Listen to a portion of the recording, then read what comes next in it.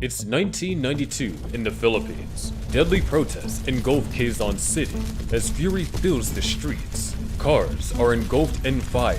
Molotov cocktails and homemade grenades strike Pepsi offices and delivery trucks, leaving 5 people dead. All because of this Pepsi bottle cap. Before we go any further, you need to be familiar with the number fever contest. Wait a second! As I was saying, here's something new from Pepsi. Just buy any Pepsi product, look under their caps or crowns, you can win! A campaign in which they would print numbers inside the bottle caps of Pepsi. Certain numbers could score consumers rewards, ranging from 100 pesos, about $4, to a grand prize of 1 million pesos, an astonishing $40,000 back in 1992. To put it in perspective, this life-changing sum was equivalent to 611 times the average monthly salary in the Philippines at the time, making the campaign a nationwide sensation. Who knows? You could be a millionaire. You could be a millionaire. You can still be a millionaire. When you run ads like this in a country where people are suffering from poverty, people will do their best to win. Filipinos went crazy for number fever. Everyone was buying Pepsi, saving the caps, and tuning in to Channel 2 each evening to hear the winning numbers. It felt like the whole country was trying their luck. Pepsi's monthly sales increased from $10 million to $14 million, and its market share from 19.4% to 24.9%. The company even claimed that nearly half of the country's 65 million population at the time knew about and took part in the campaign. By May, 51,000 prizes had been claimed, including 17 grand prizes. Due to its success, the campaign was extended by another 5 weeks beyond the original end date of May 8th. Number fever was verging on number hysteria. Cops jailed a maid accused of stealing her employer's winning crown, as the bottle caps were known. 2 Pepsi salespeople were murdered following a dispute over another bottle cap, but that is nothing compared to what's to come. On the evening of May 25th, 1992, it was announced that the grand prize number for that day was 349. What should have been an ordinary draw turned into chaos.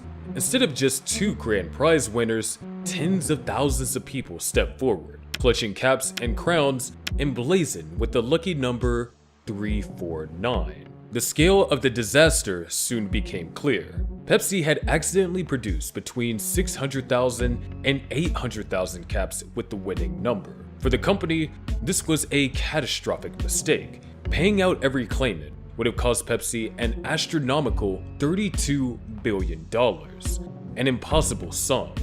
And so, after an emergency meeting at 3 a.m., Pepsi executives said there had to have been a computer error concerning the printing of the winning numbers. Thousands of Filipinos rushed to Pepsi bottling plants to claim their prizes.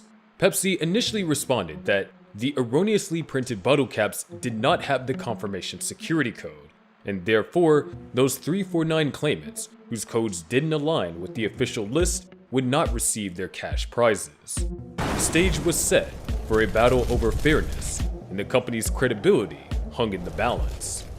After the emergency meeting, Pepsi executives came up with a quick solution. They offered 500 pesos, about $18, to anyone holding a wrongly printed bottle cap. The offer was accepted by over 400,000 people, costing PepsiCo a hefty $8.9 million. While some consumers took the offered prize, the rest were far from satisfied.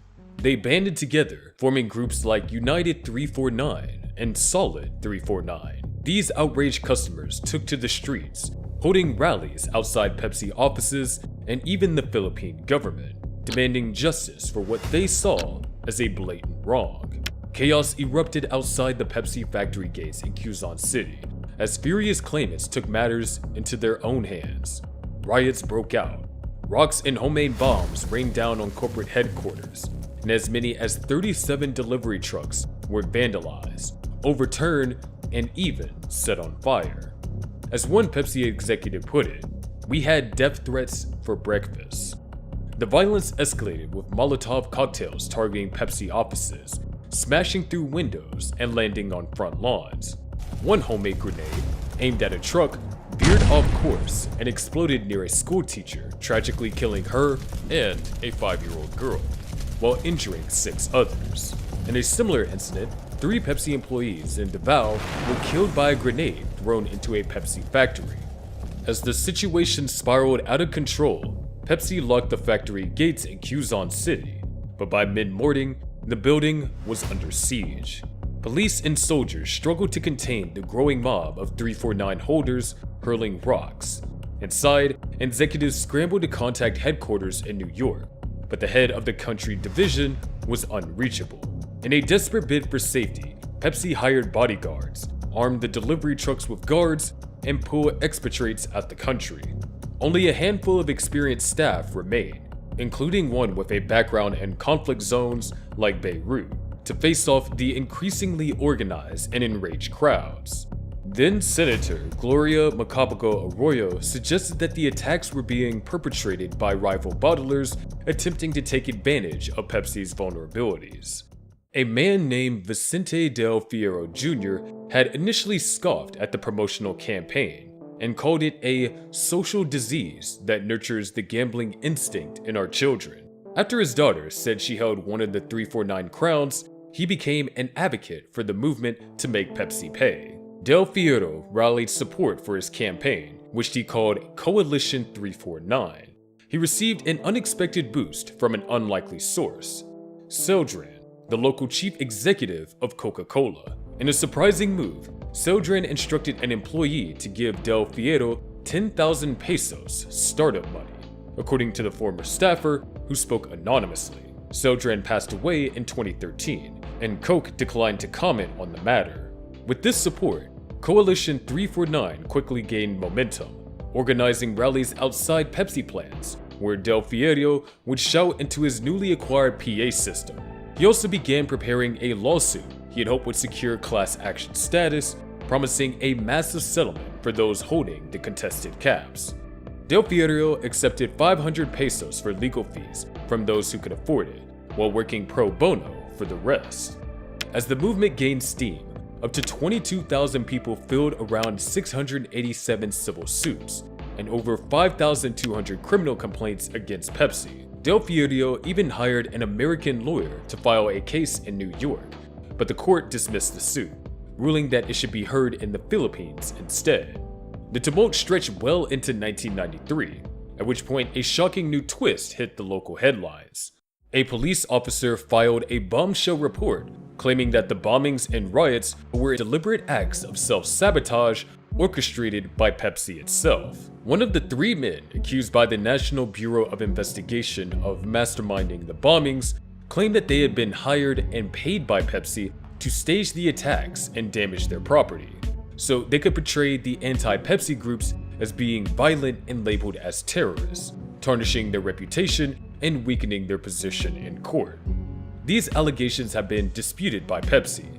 The Filipino government later concluded Pepsi was likely not behind the bombing. They suggested it was rival bottlers instead. The protests went on for months. Pepsi executives were under constant protection, and most American employees were withdrawn. The scandal cost the company $30 million, and Pepsi's market share in the Philippines completely collapsed. Marketing there had become all but impossible. Even today, the phrase "to be 349" remains a saying in the Philippines, meaning to be duped. Remarkably, history repeated itself in 1996 when the company made the same mistake again. In 1996, Pepsi offered prizes for people who collected points based on product purchases. One ad fictitiously offered a Harrier fighter jet to anyone who submitted 7 million points. John Leonard, a 21-year-old business major, decided to take the company up on their offer to buy points for 10 cents each. After raising $700,000, he demanded his jet, but Pepsi declared the prize offering was just a joke. A court agreed, granting summary judgment to the soda company. In future airings of the ad, they increased the number of points needed from 7 million to 700 million. Soda companies continued to perpetuate giveaways as a method for raising awareness, though there's always a risk that consumers want to push the envelope.